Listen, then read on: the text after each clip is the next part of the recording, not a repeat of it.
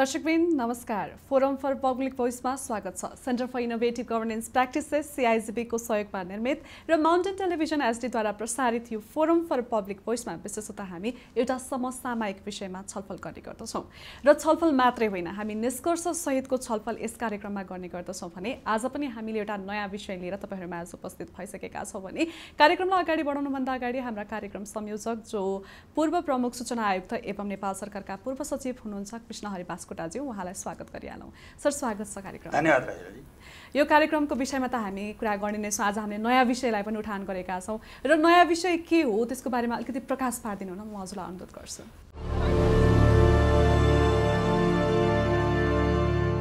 आज म नेपालको निकासी कसरी परिवर्तन गर्न सकिन्छ र व्यापार घाटालाई कम कसरी गर्ने भन्ने विषयमा आफ्नो अभिमत अघि सार्न चाहन्छु। नेपालको आयात निर्यात व्यापारको सन्तुलन निकै नै बिग्रिएको छ। यो वर्ष करिब रु 20 खर्बको आयात र 2 खर्बको निकासी भएमा अचम्म मान्नु पर्दैन। भन्सार विभागका अनुसार चालु आर्थिक वर्षको पहिलो 9 महिनामा 14 खर्ब 66 अर्ब 66 करोड बराबरको आयात भइसकेको छ। यस अवधिमा 1 खर्ब 60 अर्ब 57 करोडको निकासी भएको छ। यो आयात र निर्यात गत वर्षको यही अवधिको तुलनामा करिब 31.97% र 69.47%ले बढियो। हाम्रो कुल व्यापार वैदेशिक व्यापारको 92% अंश आयातको र 8% अंश निर्यातको देखिन्छ। यसरी हाम्रो वैदेशिक व्यापार पूर्णतः आयातमुखी बन्न पुगेको छ। यसैगरी हाम्रो राष्ट्रिय कुल अन्तर्राष्ट्रिय व्यापारको करिब 64% अंश भारतसँग र 14% अंश चीनसँग रहेको छ। यी दुवै मुलुकसँग नेपालको व्यापार घाटा अति उच्च रहेको तथ्याङ्कले देखाउँछ। खुल्ला सिमाना, कृषिमा भारतको ठुलो अनुदान, ठुलो परिणामको उत्पादन लगायतका कारण हामीले भारतसँग कृषि उत्पादनमा प्रतिस्पर्धा गर्न नसक्ने स्थिति सिर्जना भएको छ। यसैगरी चीनमा खासै धेरै वस्तु निकासी गर्न सकिने र सो मुलुकको आयात पनि घटाउन नसक्ने परिस्थिति निर्माण हुँदै गएको छ।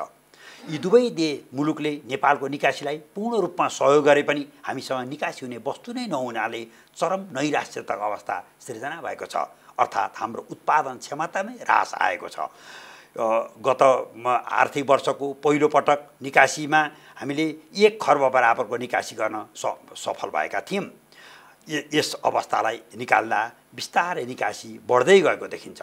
तर पनि गत चालु आर्थिक वर्षको यो निकासीको 1 खर्ब नआएको अङ्कलाई हेर्दा 5 वटा वस्तुको निकासीले नै कुल निकासीको आधाभन्दा बढी हिस्सा ओगटेको देखिन्छ। यसमा पनि सोयाबिन तेलको हिस्सा मात्र 1/3 छ। यसरी हामीले निकासी विविधीकरण गर्न सकिरहेका छैनौँ। देशगत विविधीकरण गर्ने कुरा त निकै टाढा छ। यथार्थमा विगत 1 दशकको आङ्कडाको विश्लेषण गर्दा निर्यातमा कम प्रगति गर्ने विश्वका 20 वटा मुलुकभित्र नेपाल पनि पर्छ। विकसित मुलुकमा उत्पादित सामानको गुणस्तर नेपालको भन्दा बढी हुनु स्वाभाविकै हो। तर स्वदेशी वस्तुको खपत गर्ने राष्ट्रियताको भावना भएमा यसकोले ठुलो फरक पार्दैन। तर यसको अनिवार्य शर्त भनेको आन्तरिक उत्पादन वृद्धि हुनु हो। उत्पादन नभई खपतको कुरा गर्न सकिन्न।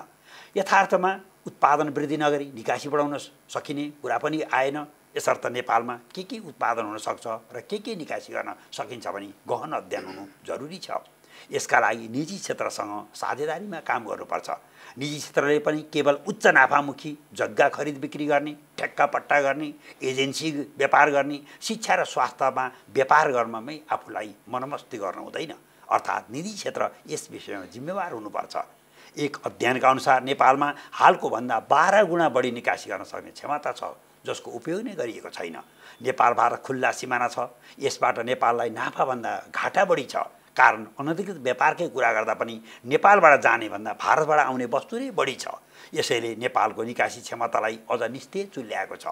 हाम्रो मूल मुद्दा भनेको निकासी प्रबन्धन, आयात प्रतिस्थापन र आयात व्यवस्थापन गर्नु हो। यसका लागि हामीले गुणस्तरीय पूर्वाधारमा जोड दिनुपर्छ। नेपालसँग 130 वटा वस्तुमा कम्पेरिटिभ एडभान्टेज छ। यसबाट लाभ लिन वस्तुको गुणस्तर, परिमाण र समयमा निकासी गर्न सक्ने हुनुपर्छ। हामीले ट्रेड फेसिलिटेसन एग्रिमेन्ट अनुसार काम गर्नुका साथै कन्ट्री स्पेसिफिक स्ट्र्याटेजी बनाउनुपर्छ। यस सम्बन्धमा मन्त्री परिषदबाट व्यापार घाटा घटाउने सम्बन्धमा भएको रणनीतिक निर्णयलाई हुबहु कार्यान्वयन गर्नुपर्छ।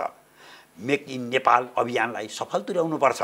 विश्व व्यापार सङ्गठनले कृषिमा 10% अनुदान दिन सकिने प्रावधान राखेकोले नेपाली किसानलाई थप इनपुट दिनुपर्छ। यसैगरी पशुपालनमा पनि जोड दिनुपर्छ, जसबाट ऊन लगायतको उत्पादन गर्न सकिन्छ। साथै स्टार्टअप बिजनेसमा जोड दिनुपर्छ। डुइङ बिजनेस इन्डिकेटरमा सुधार गर्नुपर्छ। गलैँचा, पस्मिना र तयारी पोसाकको निकासीमा भएका कमी कमजोरीबाट पाठ सिकेर अघि बढ्नुपर्छ। जडीबुटीमा यार्सा गुम्बा लगायतको प्रशोधन र औपचारिक निकासीमा जोड दिनुपर्छ। मह, औषधिको कच्चा पदार्थ लगायतको निकासी बढाउनुपर्छ। नेपालमा ट्राउट माछा निकासीको पनि सम्भावना छ। हामी भूपरिवेष्टित मुलुक भएकोले हवाई जहाजबाट हल्का र उच्च मूल्यका वस्तु निकासीको लक्ष्य लिनुपर्छ। चालु आर्थिक वर्ष 78-79 को लागि अध्यादेशबाट जारी भएको बजेट वक्तव्यमा अलैँची, चिया, कफी, अदुवा, जडीबुटी लगायत नेपालको पर्यावरण अनुकूल मौलिक पहिचान भएका उत्पादनको प्रशोधन, प्याकेजिङ र ब्रान्डिङ गरी अन्तर्राष्ट्रिय स्तरमा मान्यता प्राप्त गुणस्तर प्रमाणीकरणसहित निकासी प्रदान गर्दा निजी क्षेत्रलाई थप सहुलियत प्रदान गर्ने प्रतिबद्धता व्यक्त गरिएको छ। यसको प्रभावकारी कार्यान्वयन गर्नुपर्छ। यसैगरी बजेट वक्तव्यमा निकासीजन्य उद्योगमा विदेशी लगानी आकर्षित गरिने र निकासीका आधारमा आयकर छुट दिने जस्ता प्रस्ताव पनि अघि सारिएको छ। यस अतिरिक्त निकासी गृह सञ्चालन गर्ने, बन्डर हाउसको सुविधा दिने कुरा बताइएको छ र यी र यस्ता सुविधा प्रवाहमा कन्जुसाई गर्नु हुँदैन। हालका दिनमा जुट र जुटका सामान, वनस्पति घिउ, पस्मिना, दाल, अदुवा, अलैँची, धागो, तामाको तार, आयुर्वेदिक औषध लगायतको वस्तुहरू भारतमा निकासी भइरहेको देखिन्छ। यसैगरी तयारी पोसाक, पस्मिना, उनी गलैँचा, प्रसुति तथा तयारी छाला, हस्तकलाका सामान, नेपाली कागज, चाँदीका गरगहना, चिया, कफी लगायतका वस्तु अन्य मुलुकमा निकासी भइरहेका छन्। साथै रेशम र कपासमा आधारित वस्तुको पनि निकासी भएको पाइन्छ। यसको निकासीलाई प्रोत्साहन गर्नुपर्छ। त्यसैगरी उनी फिल्डको निकासी पनि लोभलाग्दो छ। राज्य प्रणालीले यसलाई प्रोत्साहित गर्नुपर्छ। सरकारले निकासीमा केही नगद अनुदान दिएको छ। यस प्रकारको नगद अनुदानलाई निरन्तरता दिनुपर्छ। साथै सरकारले साना र घरेलु उद्योग वस्तुहरूको सङ्कलन गरी एकीकृत रूपमा ट्रेडमार्क लिन सकिने र उत्पत्तिको प्रमाणपत्र जारी गर्ने जस्ता कार्यलाई पनि निरन्तर सहजीकरण गर्नुपर्छ। यस अतिरिक्त विश्वमा हुने मेला र प्रदर्शनी लगायतमा नेपाली वस्तुको प्रदर्शन र बिक्रीमा सरकारले आर्थिक रूपमा सघाउनुका साथै नेपाली दूतावासको माध्यमबाट बजार खोजिदिने कामसम्म गर्नुपर्छ। पक्कै पनि सर, हामीसँग धेरै अवसरहरू रहेछन्, तर हामी अलिकति पछि परेका रहेछौँ। यहाँ आन्तरिक उत्पादनलाई चाहिँ हामीले अलिकति महत्त्व नदिएको हो कि भन्ने प्रश्न पनि आयो होइन। दर्शक पनि हामी यो विषयमा अझै छलफल गर्नेछौँ र छलफल गर्नका लागि हामीसँग अतिथि हुनुहुन्छ 2 जना। अतिथिहरूलाई म स्वागत गर्न चाहन्छु। अतिथिका रूपमा आज हामीसँग हुनुहुन्छ ईश्वरी प्रसाद घिमिरे, जो चाहिँ व्यापार प्रवर्धन केन्द्रका पूर्व कार्यकारी निर्देशक हुनुहुन्छ भने हामीसँग अर्का अतिथिको रूपमा नरेशलाल श्रेष्ठ हुनुहुन्छ। उहाँ चाहिँ नेपाल उनी फेल्ट उत्पादक तथा निर्यातक सङ्घका चाहिँ अध्यक्ष हुनुहुन्छ। सर, सबैलाई स्वागत छ। सर, कार्यक्रमलाई अगाडि बढाउनुभन्दा अगाडि हामी आज यो विषयमा चाहिँ कुन सेक्टरभित्र रहेर अलिक विशेष छलफल गर्दैछौँ त? रजनीजी, आज मैले एउटा बडा गौरव अनुभव गरेको छु। ईश्वरी प्रसाद घिमिरे हाम्रो निर्यात प्रवर्धन केन्द्रको कार्यकारी प्रमुख मात्रै हुनु भएन, अहिले नेपाल प्रशासनिक प्रशिक्षण प्रतिष्ठानमा पनि एउटा वरिष्ठ प्रशिक्षक भएर विभिन्न अनुसन्धानात्मक काममा पनि उहाँ संलग्न हुनुहुन्छ र नेपालको निकासी कसरी बढाउने भन्ने विषयमा उहाँले नजिकबाट निहालिरहनु भएको छ। यसैगरी नरेशलाल श्रेष्ठ, उहाँ पनि उनी फिल्डको अध्यक्ष मात्रै होइन, नेपाल उद्योग वाणिज्य महासङ्घ एफएनसिसिआईको उहाँ कार्यकारी अध्यक्ष पनि हुनुहुन्छ र त्यहाँ पनि एउटा निकासी प्रवर्धन सम्बन्धी छुट्टै एउटा सेक्टर छ, त्यसको पनि उहाँ सहअध्यक्ष पनि हुनुहुन्छ। यसर्थ उहाँले पनि उनी फिल्डको लगायतका अन्य निकासीको विषय राम्रोसँग बुझ्नु भएको छ। यसर्थ मैले 2 जना अतिथिहरूसँग विशेष गरी केमा छलफल गरौँ भन्ने लागेको छ भने, पहिलो कुरो नेपालको निकासी व्यापार, आयात र निकासीको व्यापारको सन्तुलन निकै नै बिग्रियो। वास्तवमा के कस्ता सामान बढो आयात भए र के कस्ता सामान निकासी हुन सकेनन् र हाम्रो व्यापार सन्तुलन बिग्रियो। यही विषयमा पृष्ठभूमिमा छलफल गरौँ। हाम्रो किन भताभुङ्ग भयो भन्ने विषयमा। दोस्रो बुँदामा गएर हाम्रो निकासी हुन सक्ने वस्तुहरू के हुन्, वास्तवमा किन निकासी हुन सकिरहेका छैनन्, के गर्यो भने निकासी हुन सक्छ भनेर दोस्रो बुँदा चाहिँ निकासीमै केन्द्रित हौँ। र तेस्रोमा चाहिँ अन्त्यमा गएर यो व्यापार सन्तुलनलाई ठिक ठाउँमा ल्याउन, निकासी बढाउनुको निमित्त विज्ञहरूको चाहिँ आफ्नो रचनात्मक सुझाव के होला, यिनै 3टा बुँदामा छलफल गरौँ भन्ने मेरो आग्रह छ। पक्कै पनि सर, म ईश्वरी सरबाट सुरु गर्न चाहन्छु। जस्तै कि सरले भन्नुभयो, हाम्रो नेपालको सन्दर्भमा कुरा गर्ने भने चाहिँ आयात र निर्यातको ग्याप चाहिँ अलिकति बढी नै देखिएको छ।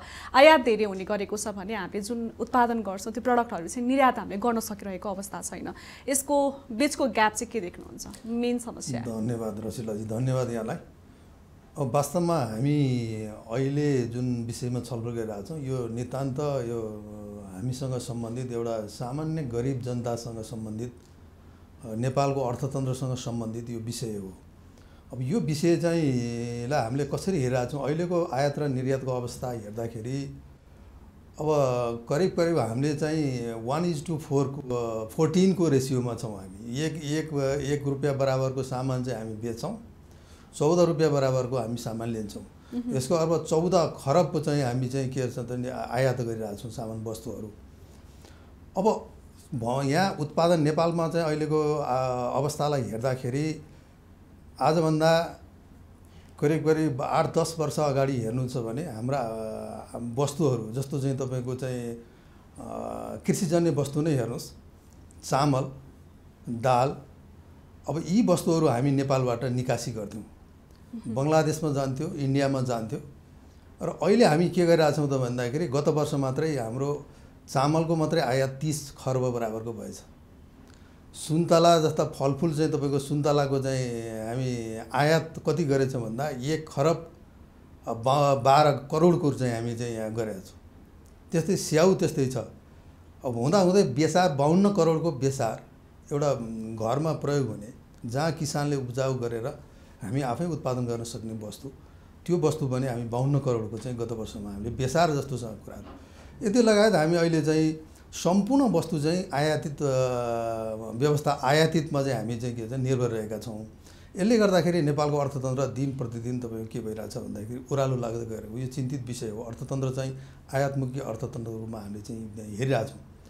अब यो के कारणले भइरहेछ त भन्दा हाम्रा उद्योगहरू जति छन् नि यहाँ स्थापित भएका उद्योगहरू, अब हाम्रो तपाईँ हस्तकलाका चाहिँ उद्योगहरू हेर्नुहोस्, अब उलन कार्पेटको उद्योग हेर्नुहोस्, गार्मेन्टको उद्योग हेर्नुहोस्, यो चाहिँ पनि दिनका दिन चाहिँ तपाईँको तल ओह्रालो लागेको अवस्थामा हामी देखेका छौँ। यसका विभिन्न कारणहरू छन्, त्यो हामी पछि चाहिँ यहाँलाई म बताउँला।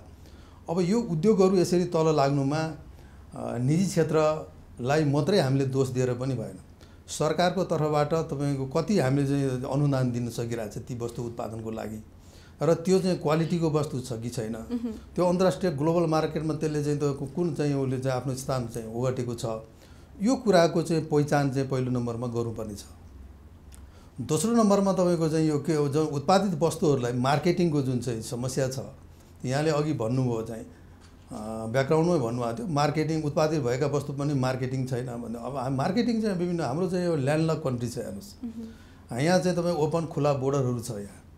यहाँ चाहिँ भएका सामानहरू पनि तपाईँको चाहिँ क्वालिटीका अथवा चाहिँ क्वालिटी नभएका सामान पनि तपाईँको चाहिँ त्यो चाहिँ अब भन्सारबाट चाहिँ जानुपर्नेमा अन्यत्रबाट पनि कति सामानहरू गइरहेको पनि छ। त्यो चाहिँ तपाईँको हाम्रो रेकर्डमा भन्सारको रेकर्डमा हामीले त्यो देखिँदैन।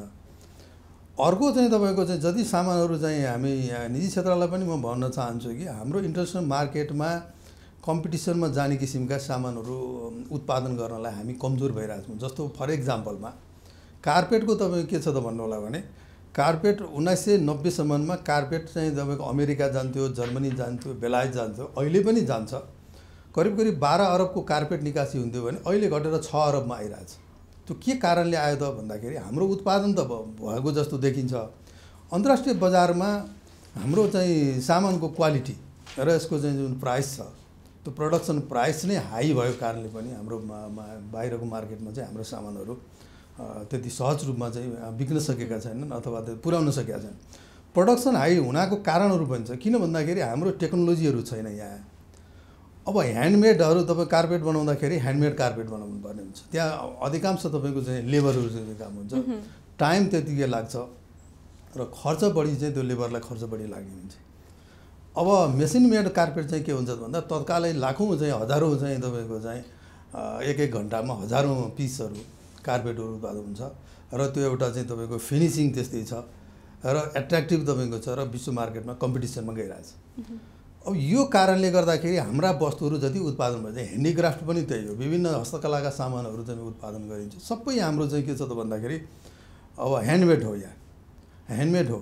अब ह्यान्डमेड चाहिँ सामान बाहिर विदेशमा के को आधारमा लाने भयो, तपाईँ यहाँ ठमेलतिर जानुभयो भने देख्नुहुन्छ तपाईँको थाङ्काहरू चाहिँ बनाइएको हुन्छ, हातले बनाएका करुवाहरू हुन्छ, हातले बनाएका चाहिँ तपाईँको खुकुरीहरू देख्नुहुन्छ त्यहाँ। अब त्यो उनीहरूले कसरी लानिरहेछ त भन्दाखेरि एउटा सोभिनियरको रूपमा मात्रै लाने, त्यसले चाहिँ लिटल कस्ट तपाईँको हाम्रो भोल्युममा जाने भएन सामानहरू, थोरै सामानहरू त्यसरी जाने भयो। त्यसले गर्दाखेरि अर्थतन्त्रमा त्यसले खासै ठुलो प्रभाव पार्न सकेन। त्यो अब उनीहरूलाई उत्पादन गर्न पनि एक किसिमले समस्या भइरहेको अवस्था छ भने, अर्को तपाईँको चाहिँ त्यो सम्बन्धित ठाउँमा पुर्याउनको लागि पनि फेरि ट्रान्सपोर्टेसनको जुन कुरा छ यो ट्रान्सपोर्टेसन पनि हाम्रो एउटा नेपालमा उत्पादन भएका वस्तु थर्ड कन्ट्रीमा लानु पर्यो भने यो धेरै झमेलाहरू चाहिँ तपाईँको चाहिँ व्यापारीहरूले भोग्नु परेको अवस्था छ। यहाँ किन भन्दाखेरि त्यो टाइममा तपाईँको डेलिभरी नहुने, टाइममा त्यो चाहिँ तपाईँको सम्बन्धित ठाउँमा पुग्ने, जस्तो चिया कफी कुराहरू गर्नुहुन्छ भने पनि अब यहाँबाट चाहिँ तपाईँको चाहिँ डेलिभरी गरिदिएको सामान त्यहाँ पुग्नलाई 1 महिना, जर्मनीमा लानु पऱ्यो भने 1 महिना, 2 महिना, 4 महिना लाग्ने भयो। अब यो कुरा एउटा त्यो पाटो छ। अर्को प्रोसिड्युरल तपाईँको चाहिँ हाम्रो जुन वान वे तपाईँ वान डोर पोलिसी हुनुपर्नेमा भन्सारमा पनि तपाईँको चाहिँ के छ भने धेरै प्रक्रियाहरू पुरा गर्नुपर्ने हुन्छ। हाम्रो अहिले चाहिँ त्यो सामान कहाँ पुग्यो भन्ने चाहिँ इन्डिकेटर जुन त तपाईँको चाहिँ हुन्छ, अब त्यो पुर्याउनलाई त्यो कहाँ छ सामान, के भइरहेछ भन्ने कुराको जानकारी पनि यहाँ व्यापारीले तत्काल त्यो समयमा पाउँदैन। समयमा उहाँ चाहिँ तपाईँको जसले अर्डर गरिरहेछ उसले समयमा चाहिँ इन टाइम त्यो टाइममा पाएन भने उसले त्यो सामानलाई रिजेक्ट पनि गर्छ। कति नष्ट भइरहेको सामानहरू छन्, ट्रकका ट्रक नष्ट पनि भएको चाहिँ सुनिन्छ। यहीँ तपाईँ अहिले भर्खर देख्नुहुन्छ यहीँ हाम्रो तातोपानीमा हाम्रो भन्सार कार्यालयमा यहाँ हजारौँ कन्टेनरहरू चाहिँ तपाईँको सामान बोकेर बसिरहेछन्। त्यहाँ स्याउ लगायत अब यस्ता वस्तु त चाहिँ 1 महिना 2 महिना राख्दाखेरि के हुन्छ अवस्था। अब त्यस कारणले यो निकासीमा व्यापारीहरू पनि यसले हतोत्साहित भइरहेका छन्। सरकारको तर्फबाट खास पोलिसी कति वस्तुको निकासी हुन्छ त नेपालबाट, यहाँ 100 हजारौँ वस्तु चाहिँ तपाईँ निकासी, अदुवादेखि लिएर गएर सबै हामी निकासी भनेका छौँ 100 वस्तुहरू। तर वाणिज्य मन्त्रालयले NTIS भन्छ, नेपाल व्यापार एकीकृत रणनीति भन्ने छ। अब यो 2016ले यो के गर्यो भन्दा 12वटा वस्तु चाहिँ निकासी योग्य वस्तु छ है नेपालको भनेर चाहिँ उसले तोकिदिएको छ। अब ती 12वटा वस्तुमा तपाईँको यो कार्पेट, ह्यान्डिक्राफ्ट, तपाईँको चाहिँ वुलन प्रडक्ट, तपाईँको चाहिँ यो फुटवेयरका सामानहरू, यी सबै वस्तुहरू, अब चिया कफी, अब कृषिजन्य वस्तुहरूमा चिया कफी, अब अदुवा होइन, अलैँची, यी वस्तुहरू लगायत 12वटा चाहिँ तपाईँको चाहिँ त्यो।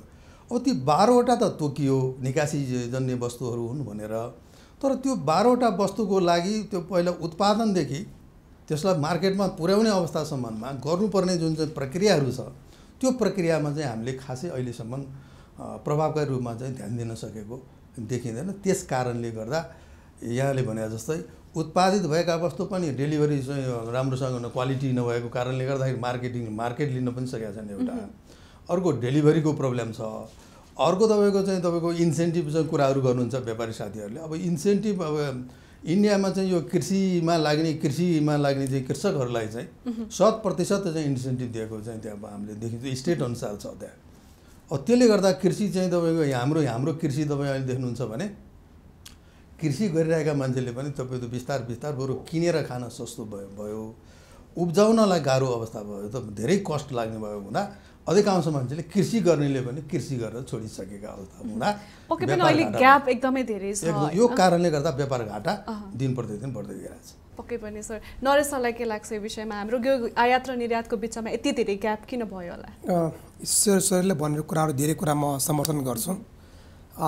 नम्बर 1मा के हामी नेपालीहरूको चाहिँ अलिकति व्यवस्था भनौँ, एउटा चाहिँ नेपालमा जति पनि उत्पादन गर्छौँ, उत्पादकत्व भन्छौँ त्यसलाई हामी बरु त्यो उहाँले भने जस्तै बरु किनेर खान बरु हामीलाई कस्ट सस्तो पर्छ, तर यहाँबाट उत्पादन गरेको वस्तुहरू महँगो परिरहेछ। किनभने हाम्रो धेरै जस्तो एउटा उद्योगिक स्थापना गर्यो भने सरकारले कुनै पनि ठाउँमा चाहिँ अब राम्रो उद्यमीलाई, निकासीकर्तालाई उद्योग खोल्नको लागि सहुलियत दरको चाहिँ जग्गाहरू दिइरहेको हुँदैन।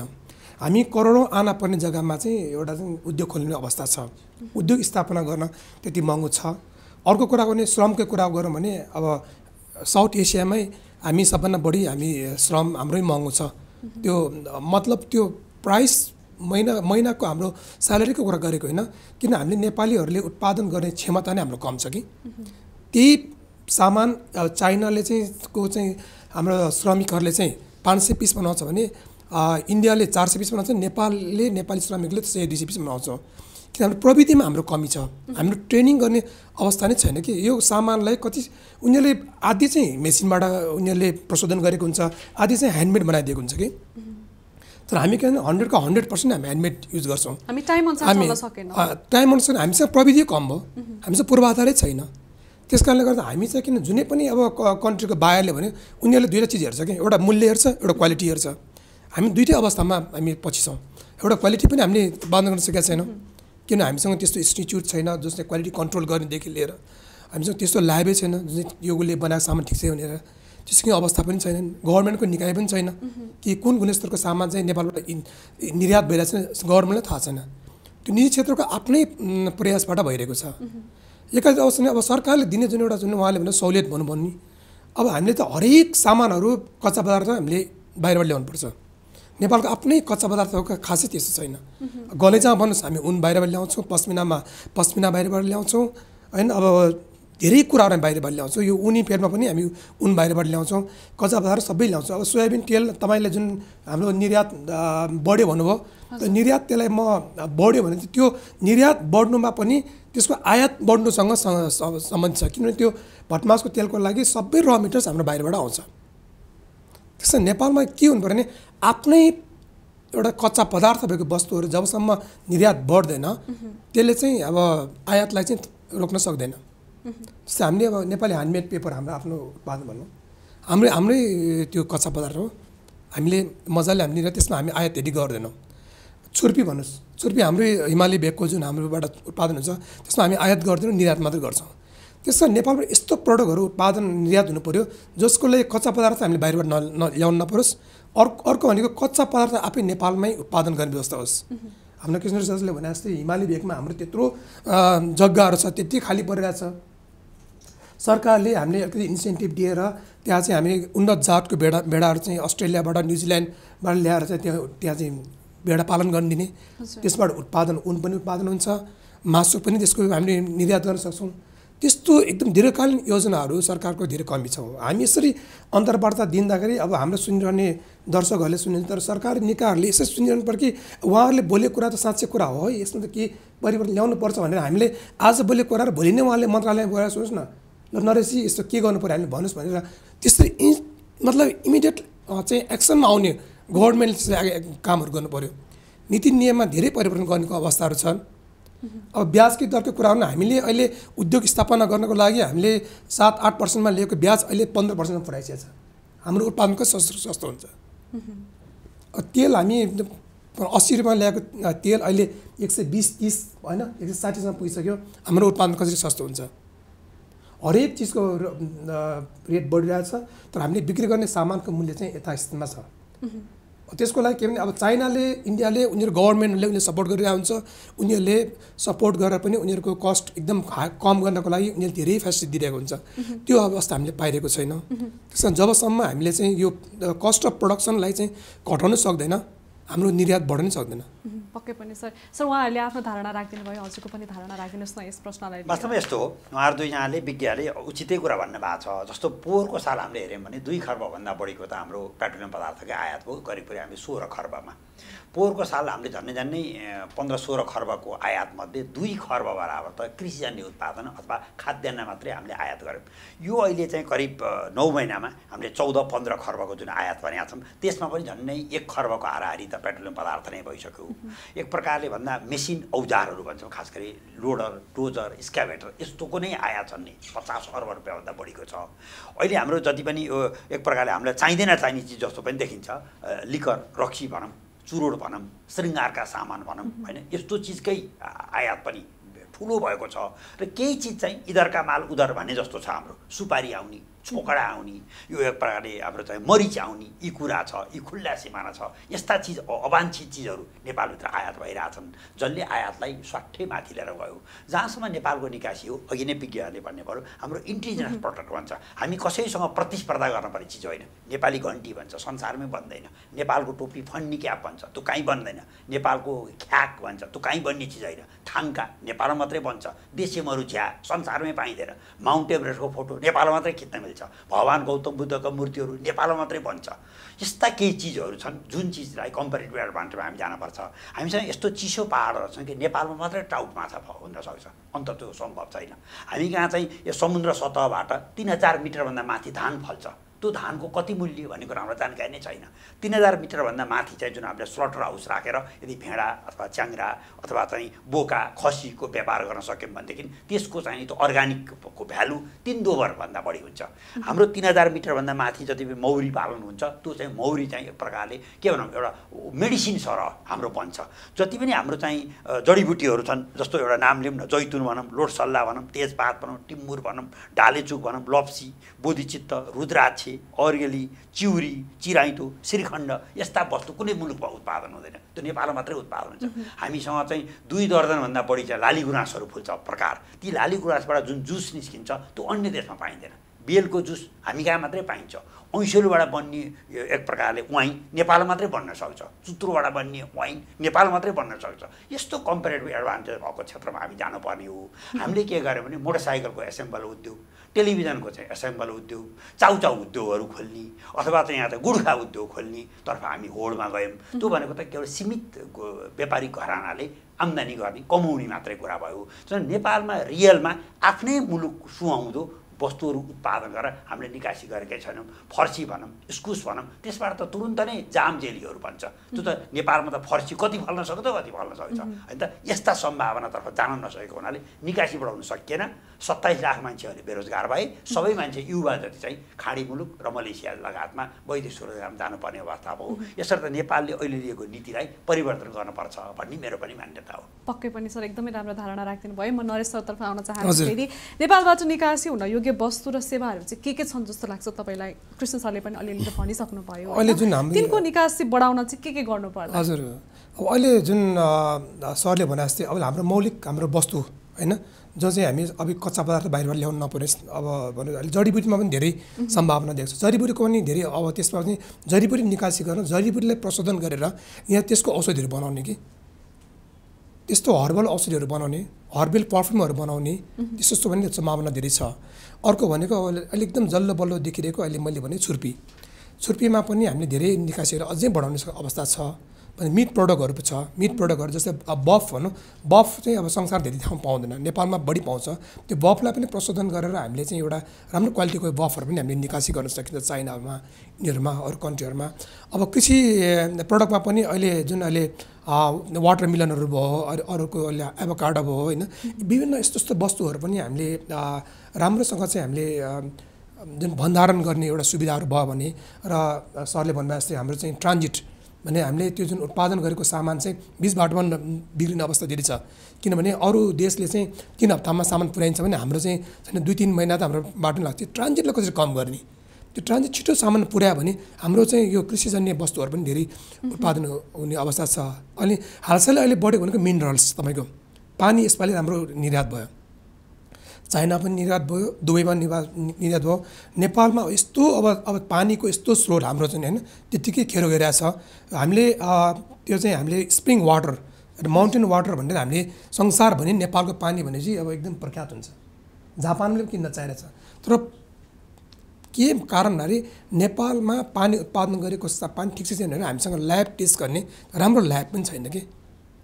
अन्तर्राष्ट्रिय प्राप्त ल्याब जुन चाहिँ नेपालको यो फलानु ल्याबले टेस्ट गरेको पानी चाहिँ एउटा योग्य छ भने त्यस्तो किसिमको हामीले उनीहरू ढुक्क हुने किसिमको पनि छैन, त्यस्तो अवस्थामा छ। त्यस कारणले गर्दाखेरि विभिन्न हामीले आफ्नै मौलिक प्रकारको वस्तु जुन चाहिँ हामीले सकेसम्म आयात गर्न नपर्ने कच्चा पदार्थहरू सामान हामी जबसम्म निर्यात गर्न सक्दैनौँ, खानीयोग्य जन्य वस्तु भन्नु अहिले विद्युतमै भन्नुहोस्, विद्युतमा अब जुन भारतमा जुन सुरु भइरहेछ होइन, भुटानले मात्र अब विद्युत मात्र निर्यात गरेर भुटान यस्तो अब दक्षिण एसियामै यस्तो धनी देश भइरहेको छ। भुटानमा त हामी त 50 गुणा बढी उत्पादन गर्न सक्छौँ नि। पूर्वाधार विकास त गर्नु पऱ्यो नि त्यसको लागि। त्यस कारणले गर्दा यस्ता विभिन्न वस्तुहरू उत्पादन गर्ने, नेपालमा विभिन्न सफ्टवेयरहरूको चाहिँ खोल्नको लागि सरकारले चाहिँ एफडिआई आउने, विदेशी लगानी गर्नको लागि उनीहरूले नेपालमा के सुविधा दिनु पऱ्यो? उनीहरूलाई जग्गा दिएर हुन्छ कि, उनीहरूलाई ऋण सहुलियत ऋण दिएर हुन्छ कि, उनीहरूलाई त्यो कम्पनी खोल्नलाई सहज बनाएर हुन्छ कि, विदेशी कम्पनीहरू आकर्षित गर्नु पऱ्यो नि। अमेरिकन कम्पनी चाइनामा गएर उद्योग खोल्न चाहिरहेछ उनीहरूलाई, जब चाहिँ उनीहरूको कुनै पनि कुराहरू मिल्दैन।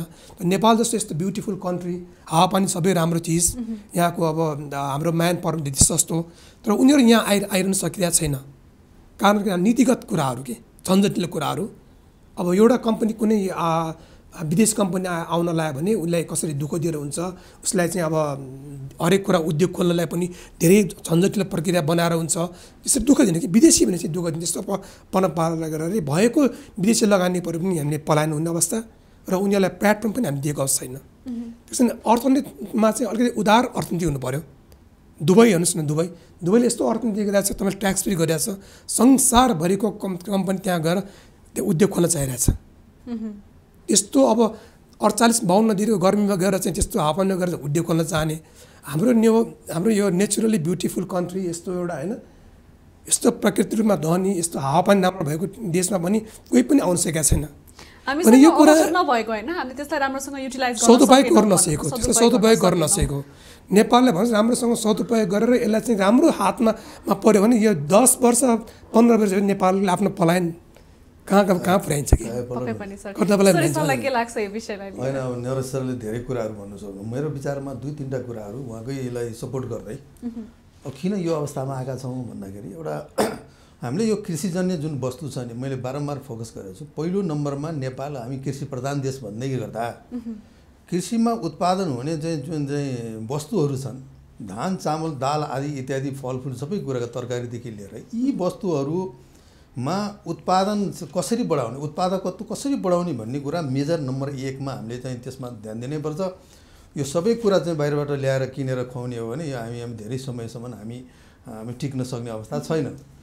दोस्रो नम्बरमा हामीले चाहिँ यो कृषिको कुरा गर्दै जाँदा अर्को औद्योगिकजन्य जुन वस्तुहरू जुन छन्, जो चाहिँ तपाईँको चाहिँ उहाँले अहिले भने जस्तै अब यो हस्तकलाका सामानहरूदेखि लिएर गएर विभिन्न चाहिँ तपाईँको यहाँ उत्पादन हुने अब कार्पेट भन्नुहोस्, रेडिमेड गार्मेन्ट्स भन्नुहोस्, अब यी वस्तुहरू जो मेजर चाहिँ यसले चाहिँ रोल खेलिरहेको थियो चाहिँ तपाईँको चाहिँ बाहिर विदेशमा निर्यात निकासी गर्ने सन्दर्भमा, यी वस्तुहरूको रियल प्रब्लम के हो त? अब अहिलेको टेक्नोलोजीको प्रब्लम हो कि म्यान पावरको प्रब्लम हो कि अथवा तपाईँको चाहिँ इन्सेन्टिभको कारणले गर्दा नै उत्पादन हुन नसकेको हो कि अथवा तपाईँको चाहिँ उनीहरूको चाहिँ अब यो जो व्यवसायिक छ, व्यवसायिकहरू हुनुहुन्छ, पेसागत व्यवसायिकहरू, त्यसको अभाव भएको हो कि प्रोफेसनललाई त तपाईँको आज चाहिँ गलैँचाको व्यापार 10 वर्ष अथवा 5 वर्ष गलैँचाको व्यापार गर्यो, गलैँचाको व्यापार 5 वर्षपछि छोडेर अर्को दिएर तपाईँको चाहिँ उता कुखुरा पालन दिएर लाग्यो मान्छे।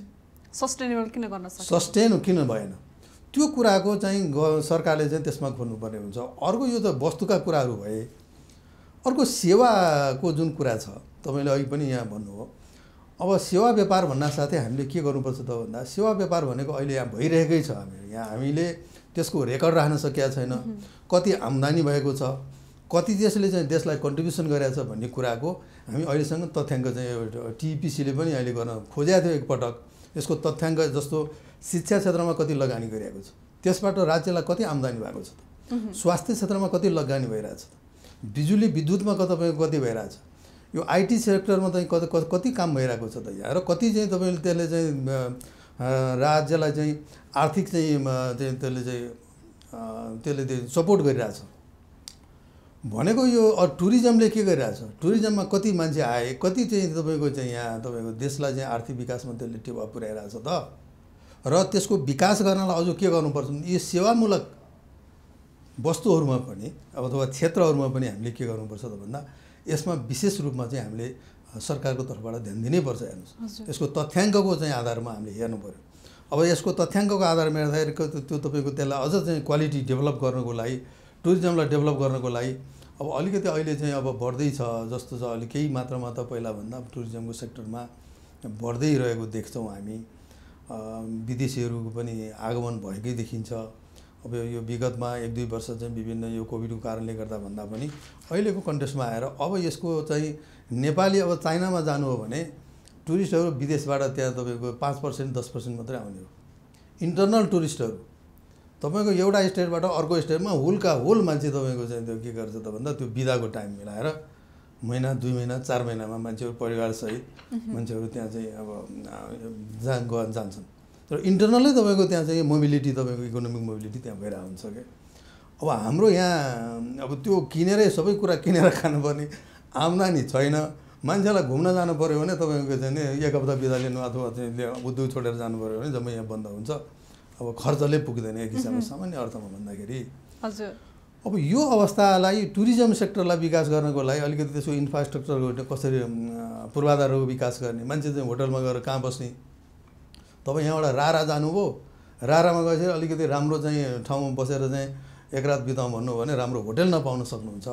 जानलाई तपाईँको यहाँ 2 दिन 3 दिन 4 दिन लाग्ने भयो भनेको यो अवस्थालाई हामीले चाहिँ मध्यनजर राख्नु। यस्ता सेवामूलक क्षेत्रहरूमा हामीले विकास गर्न सक्यौँ भने हाम्रो चाहिँ इकोनोमीको चाहिँ भनेको चाहिँ यो निकासीका कुराहरू गर्दै गर्दा, आयातको कुराहरू गर्दै गर्दा देशलाई अर्थतन्त्र बढाउने यो सेवा सेक्टरले पनि त्यत्तिकै ठुलो रोल खेल्छ। हामी खाली यो चाहिँ गुड्सका मात्रै कुराहरू पनि मात्रै गरिरहेका छौँ।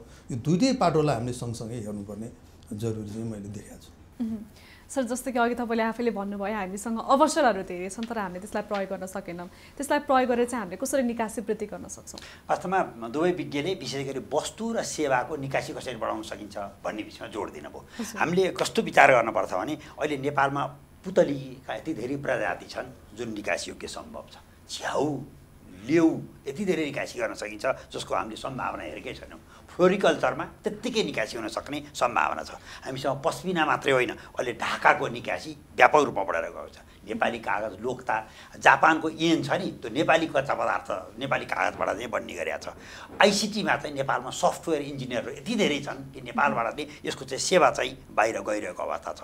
कल्पना गरौँ त, सगरमाथाको हिउँको सानो टुक्रोलाई एउटा चाहिँ गिफ्ट प्याक बनायौँ भने, अथवा भगवान् गौतम बुद्ध जन्मिनु भएको लुम्बिनीको एक कण माटोलाई गिफ्ट प्याकेट बनायौँ भने त्यो एउटा गिफ्ट नै $100 बिक्री हुनसक्छ।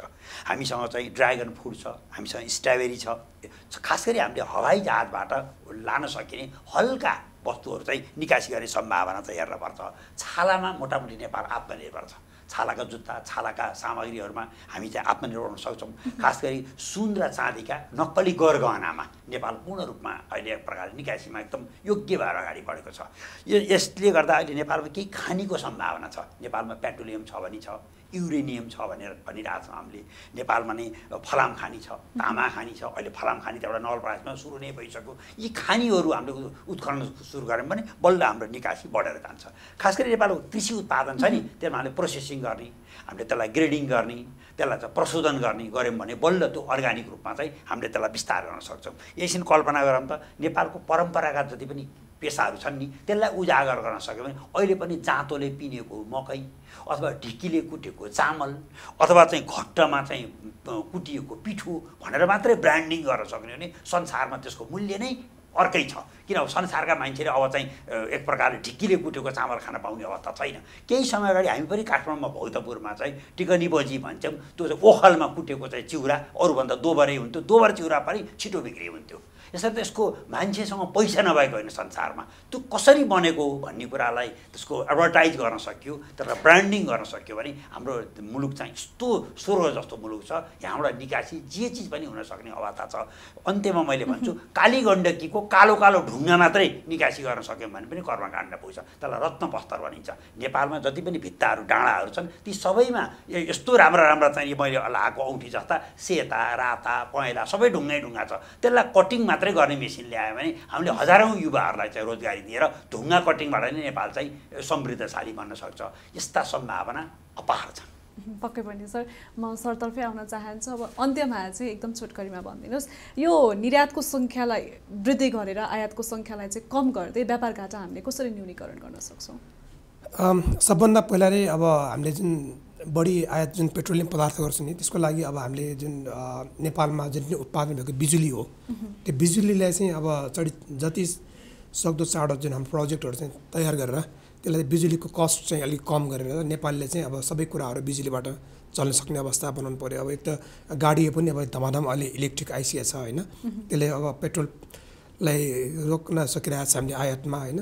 त्यसै गरी अर्को भनेको अब आफ्नो मौलिक भन्ने मैले धेरै कुराहरू सरले पनि भन्नुभयो, यो खनिजको कुराहरू अरू भन्नुभयो, जुन यो दुग्ध पदार्थ भन्नुभयो, फुटवेयर भयो, यी नयाँ नयाँ वस्तुहरू पहिचान गर्नु पऱ्यो नम्बर 1। नम्बर 2 भनेको हाम्रो कस्ट अफ प्रोडक्सन घटाउनको लागि गभर्मेन्टले यस्तो ठुलो एउटा योजना ल्याउनु पऱ्यो, उसलाई जुन निकासीकर्तालाई र निकासीमूलक एउटा उद्योग खोल्नको लागि के चाहिने पूर्वाधारहरू चाहिँ सहुलियत चाहिँ जग्गाहरू दिएर त्यहाँ फ्याक्ट्री बनाउनलाई सहुलियत उहाँले अनुदान दिएर चाहिँ कसरी फ्याक्ट्री उत्पादन गर्नु पर्यो। अर्को भनेको श्रमिकहरूलाई दक्ष संस्कृति उत्पादन गर्नको लागि हामीले चाहिँ अब ट्रेनिङ सेन्टरहरू अब हाम्रो साथै चाहिँ एउटा चाहिँ हाम्रो क्षेत्रमा हैन मा चाहिँ हामीले त्यसमा चाहिँ ट्रेनिङ सेन्टर अन्डर खोल्नु पर्यो र उनीहरूलाई उत्पादक बनाउनलाई विभिन्न प्रविधिहरू बाहिरबाट हामीले झिकाउनु पर्यो। कच्चा पदार्थहरू नेपालमै उत्पादन गर्नु पर्यो र विदेशी लगानी ल्याउनु पर्यो हैन, विदेशी लगानीहरू ल्याउनु पर्यो। र हामीले उहाँले भने जस्तै अब हामीले जति पनि नेपालमा उत्पादन गर्ने जस्तै हामीले विदेशी रक्सीहरू चाहिँ हामीले आयात गर्छौँ भने विदेशी नेपाली रक्सी पनि हामीले उत्पादन गरेर हामी आयात गर्न विदेशमा निर्यात गर्न सक्छौँ। यसपालि हाम्रो छ्याङ पनि निर्यात हुन लागेको छ हैन, नेपाली रक्सी ब्रान्डिङ गरेर नेपाली रक्सी पनि हामीले उत्पादन गर्न सकिन्छ। त्यसकारणले गर्दा हाम्रो जति पनि यो चाहिँ विलासी वस्तुहरू चाहिँ निकासीहरू आयातहरू कम गर्ने र आफ्नो उत्पादन बनाउने। उत्पादनको लागत जबसम्म घटाउनलाई चाहिँ सरकारले सहयोग गर्ने, उत्पादन बढाएर के पनि काम लाग्दैन हैन। हामीले गरेको उत्पादन बिक्री नै हुँदैन।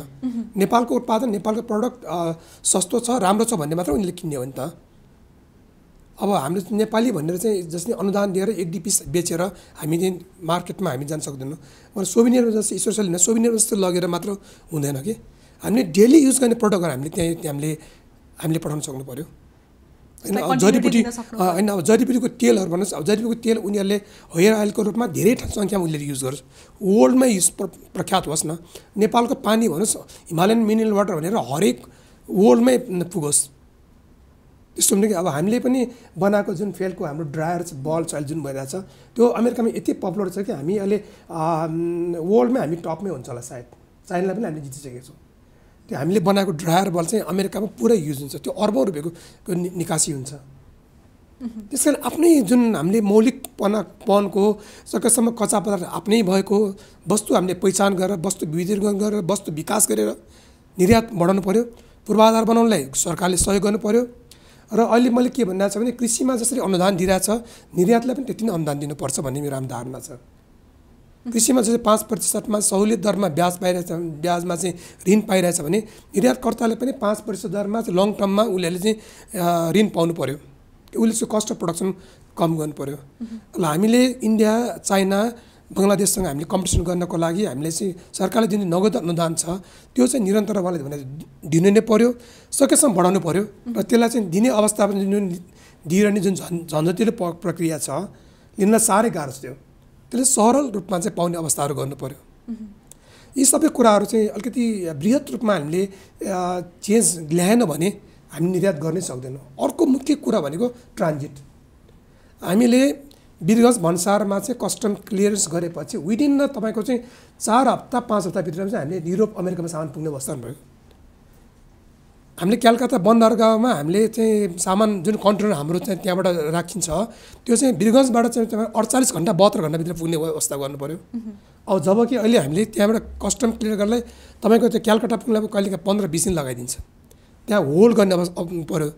सामान पुग्नको साढे 2 महिना 3 महिना लाग्छ।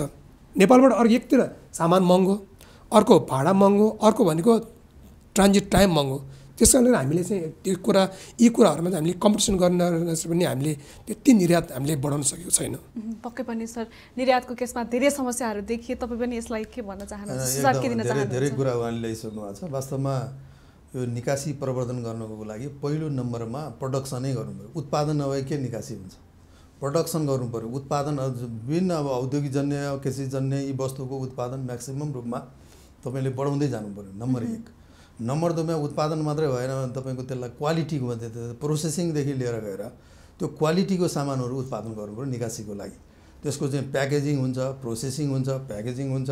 त्यति मात्रै भएन, तपाईँको मार्केटिङको कुराहरू जानु पर्यो। हामी कहाँ अब हनीको कुरा गर्नुभयो है, हनीको डिमान्ड कहाँ कहाँ छ त? जर्मनीमा छ, अथवा तपाईँको अमेरिकामा छ, चाइनामा छ भने कस्तो किसिमको चाहिँ तपाईँको उनीहरूले चाहिँ त्यो हनीको क्वालिटी चाहेका छन्, त्यसको ब्रान्डिङ चाहिँ हामीले चाहिँ उनीहरूलाई चाहिँ मार्केटिङ गराउनु पर्यो। यसको लागि अब तपाईँको ट्रेडमार्क भन्छ। नेपालको यो उत्पादन भएको हनी यो भन्ने कुरा विश्व बजारले खोजेर खानु पर्यो क्या।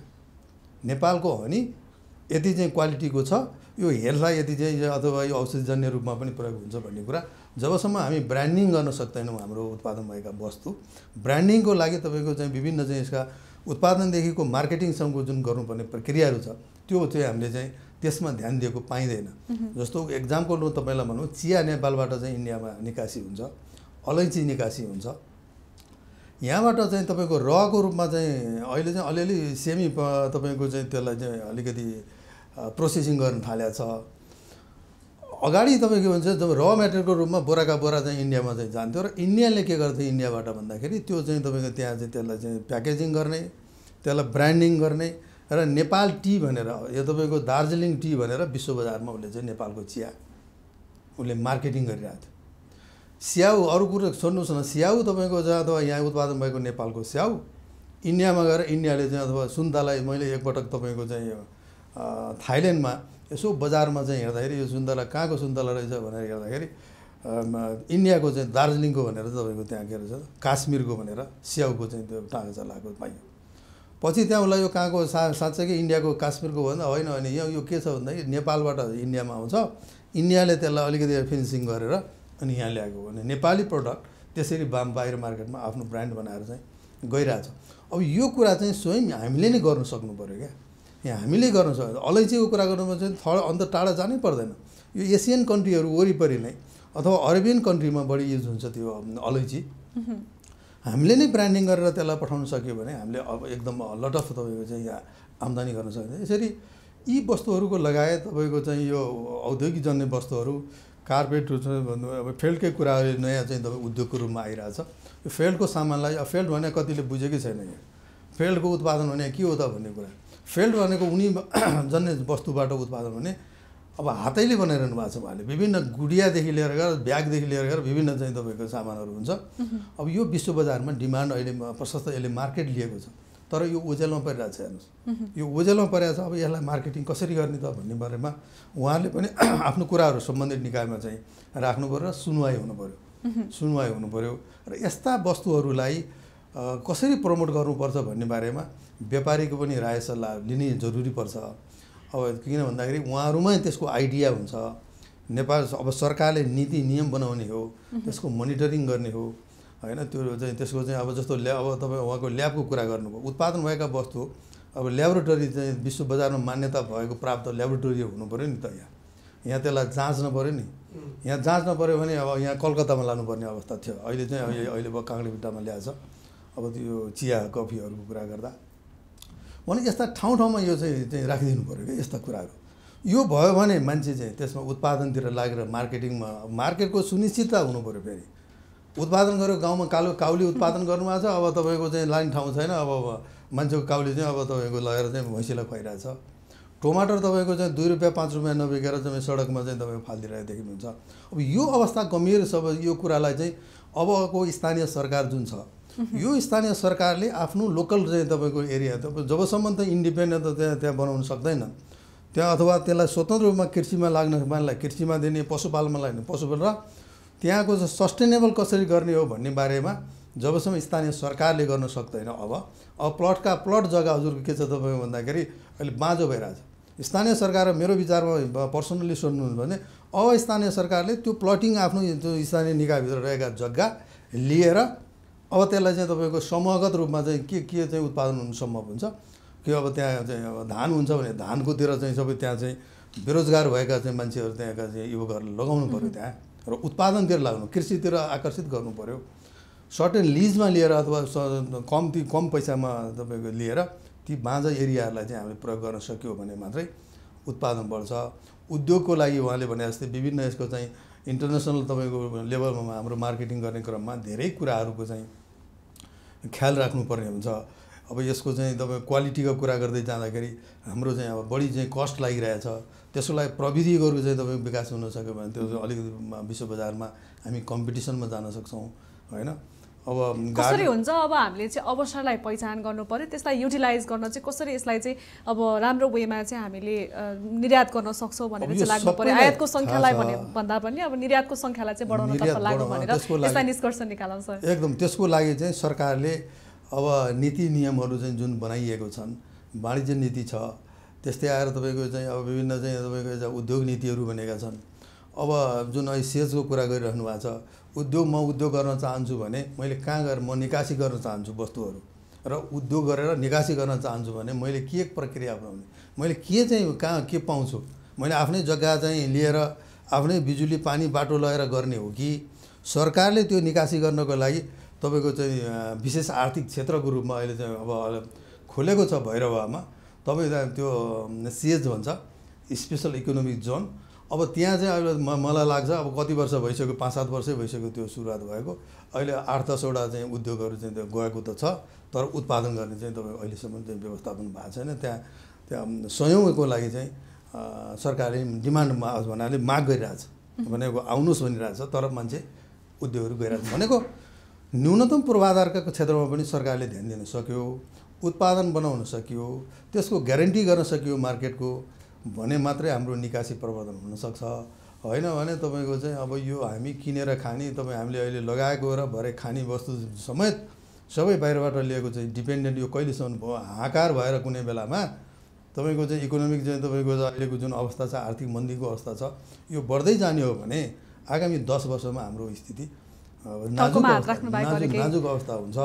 यो कुरामा चाहिँ सरकारले बेलैमा सोच्नुपर्ने अवस्था चाहिँ मैले देखाएको छु। हजुर सर, एकदमै राम्रो धारणा राखिदिनु भयो। कृष्ण सरलाई आजको प्रोग्रामलाई अलिकति कन्क्लुड गरेर चाहिँ हजुरको पनि सुझाव राखिदिनु हुन म अनुरोध गर्छु। वास्तवमा रसिलाजी, आज हाम्रो दुईटा विज्ञले निकासी नेपालमा कसरी प्रवर्धन गर्न सकिन्छ र व्यापार घाटा कसरी कम गर्न सकिन्छ भन्ने विषयमा राम्रो जानकारी दिनुभयो।